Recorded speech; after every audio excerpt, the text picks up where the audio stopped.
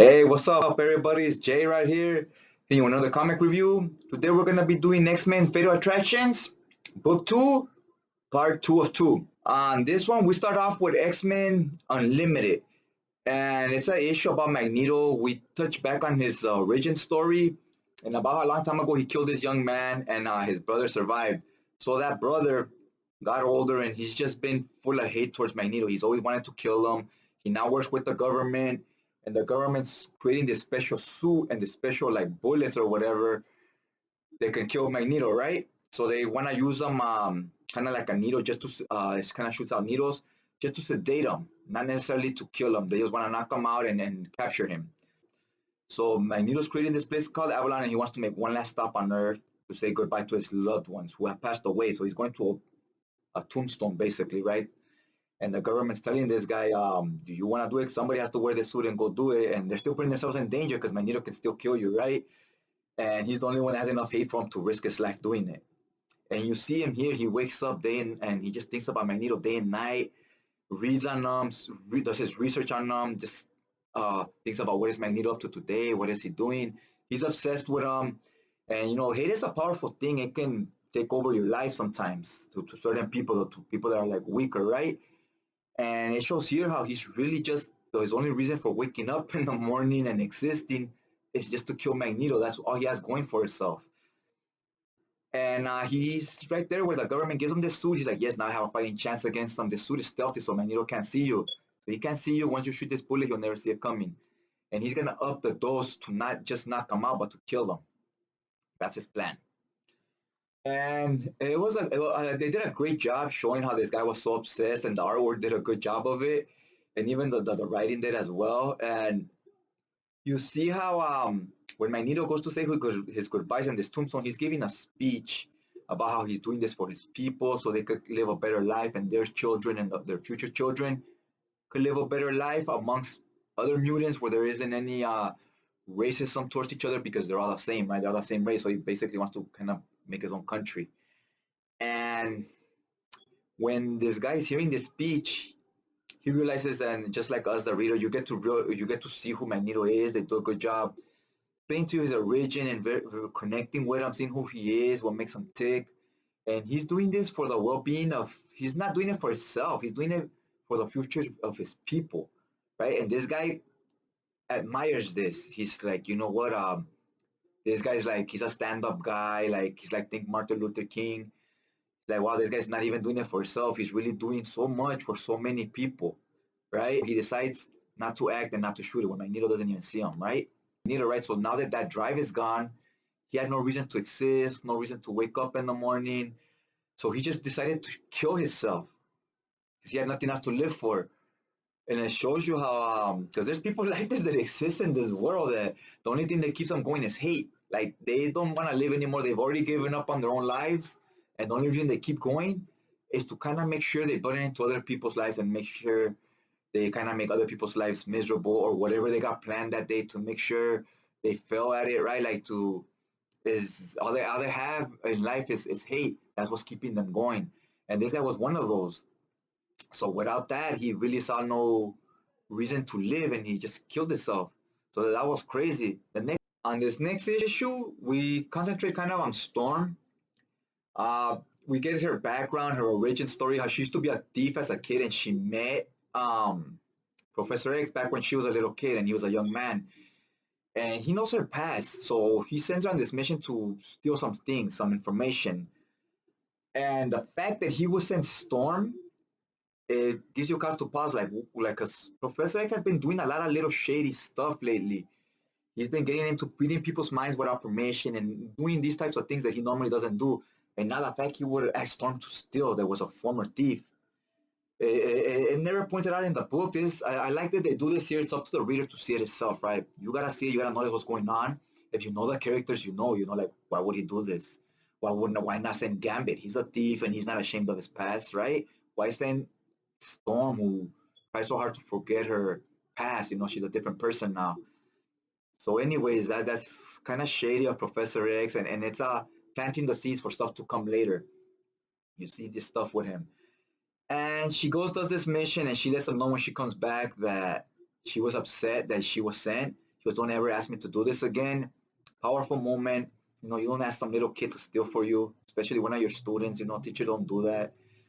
So it was kind of shitty of him. And then the next issue, he kind of redeems himself. But then the next issue, Professor X gets this exoskeleton suit. He wears it, and with his powers, he could get the skeleton suit to help him stand and walk. So we're seeing Professor X walk. We haven't seen this in a minute. It's happened before, but if you started reading in the 90s, it hasn't happened yet. This is the first time. Happened, I think, back in the late 70s. So anyways, he can walk now, and he takes the X-Men with him to space for the showdown with Magneto. We think that big showdown's going to be, because what was really famous back then was the showdown with Magneto and Wolverine. But as you read this, the real showdown is going to be a little different. Because once we get over there, Magneto is fighting the whole X-Men team, and man, he lets Wolverine have it. It's brutal. He takes out all his metal bones, his adamantium out of his body. You see Wolverine in pain, falling and like twitching, going into cardiac arrest, right? So he wasn't really a match. The fight, that was like a bait and switch back in the days, but it was still awesome. Because back then as a kid, you're like, wow, we still had the Wolverine fight scene, but not really. He just took care of Wolverine really fast. That wasn't really the fight scene. But they put that on the cover to get you to buy the book because Wolverine is much more popular than Professor X. So the real fight scene, once this happens, is like Professor X is the leader of the team. Wolverine is the little homie, right? It's like, hey, you just destroyed my little homie, knocked him out. So Professor X steps up to the plate, tells the X-Men, I got this. He goes at it with Magneto, right? So when he goes at it with Magneto, Quicksilver knocks off Magneto's helmet because the helmet is what protects Magneto from Professor X's psyche attacks. Once he got no helmet, freaking Professor X is destroying him, handing him his ass, you know, getting payback for what he had just done to Wolverine. So that's the real fighting is between them two. And it's a badass fighting. It did not disappoint. And man, I mean, this is something Professor X doesn't do. He doesn't just get into people's heads and all that. He doesn't abuse of his power. So we've seen, like I said, we've seen a change on him. We've seen him have a turn for the worse. So we already went through the whole fight scene with Magneto. So it's getting kind of towards the end of the book. The fight scenes were okay, but it was much more like X-Men always is about the characters and what they've been going through. So now it's all about Wolverine. Is he gonna live or not, right? He's basically on a respiratory system, right? Like he's the Professor X and Jean Grey get into his head and they're serving as like painkillers, right? Pain medication. They're in his head and they're blocking the pain out so he don't feel it. So while they're in his head blocking this pain out, the rest of the X-Men they're not doing surgery, but they're doing like all these other medical procedures. Because you know it's comics, everybody has medical backgrounds and knows how to do everything. So anyways, when they're in his head, they're seeing that his life is flashing before his eyes. I like that they're showing all his trials and tribulations of his life. It was really well done with the art here.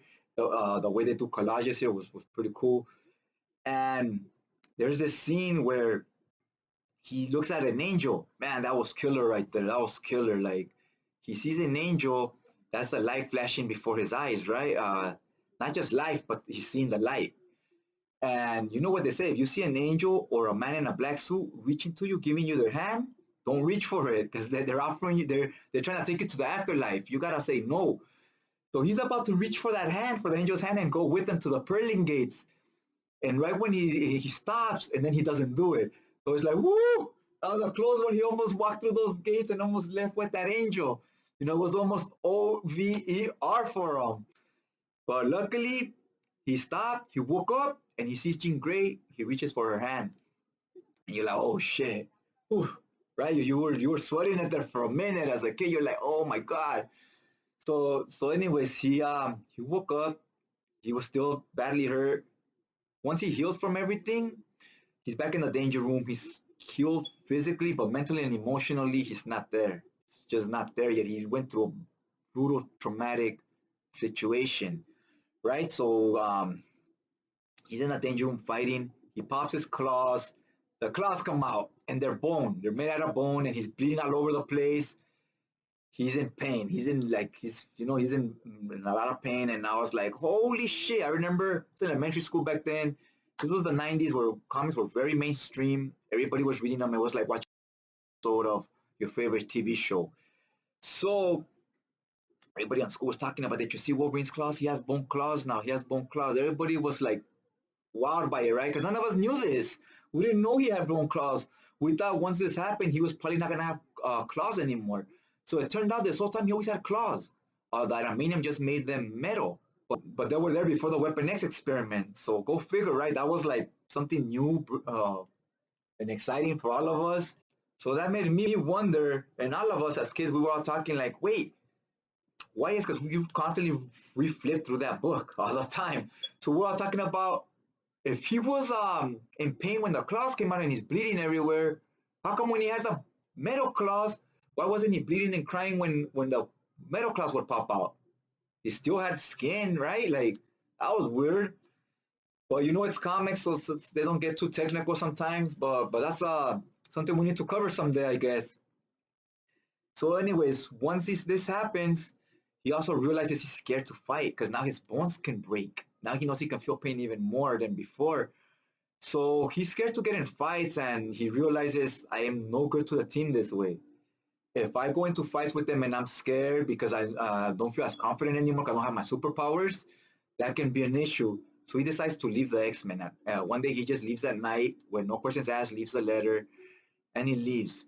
So he's gonna kind of go find himself, restart all over, right? As we sometimes have this in life, you know, when you your college years or when you finish high school before you start college, you have a year or two kind of think, what am I gonna do with my life when I go to school? Am I gonna get a job? Like so forth.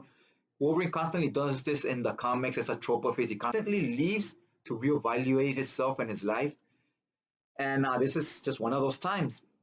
That was crazy. This was an epic, iconic scene, and the issue itself was too. People still talk about it to this day. They weren't alive back then. They know about this issue and they talk about it.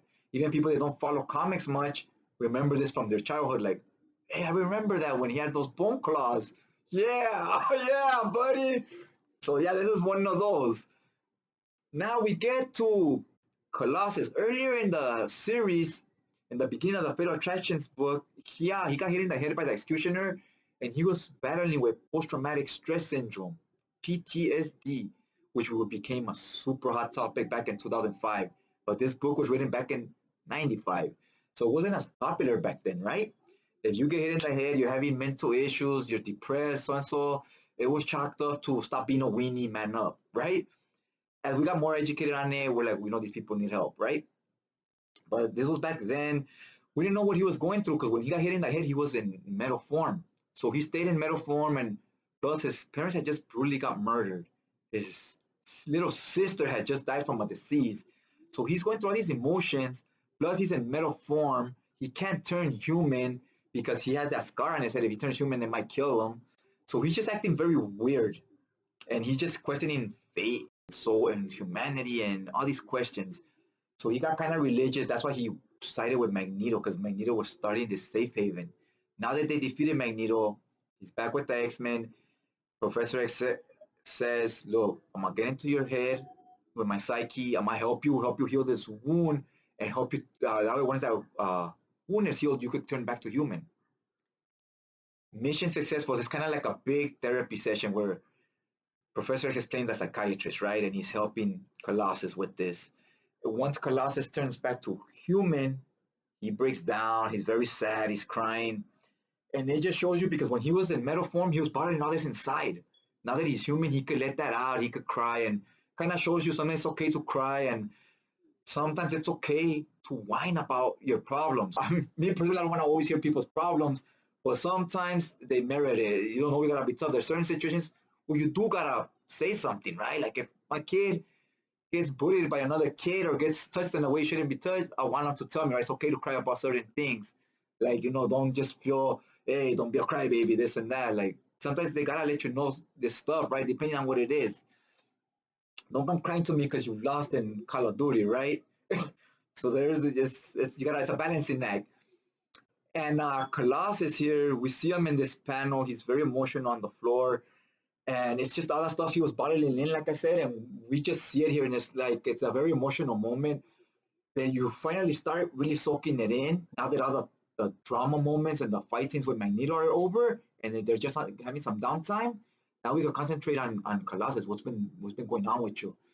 Now that we concentrate on we really start to soak it in. on Colossus's issues, we're like, wow, he's really has gone through a lot these last few months, right? He's gone through some shit.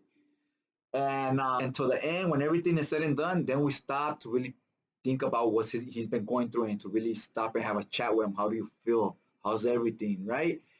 And this whole time he's battling with this situation. He has this hit, like a wrestler when he gets that chair shot to the head one too many times.